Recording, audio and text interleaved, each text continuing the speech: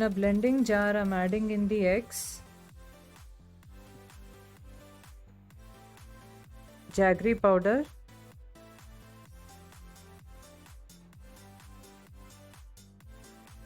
cinnamon powder,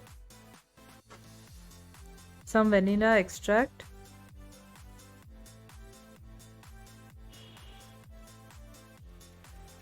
a pinch of salt,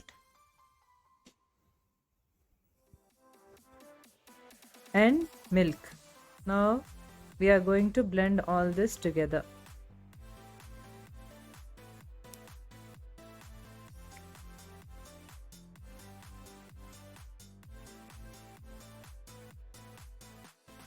To this consistency. Now I'm taking a shallow plate, glass plate. I'm going to pour in this mixture. Dip a slice of bread on both the sides twice.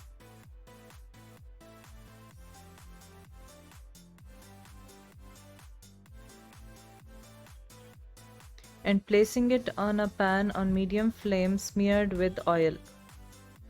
You can add butter also if you want, but here I'm using oil. Now we'll allow this to fry for a minute and flip it to the other side.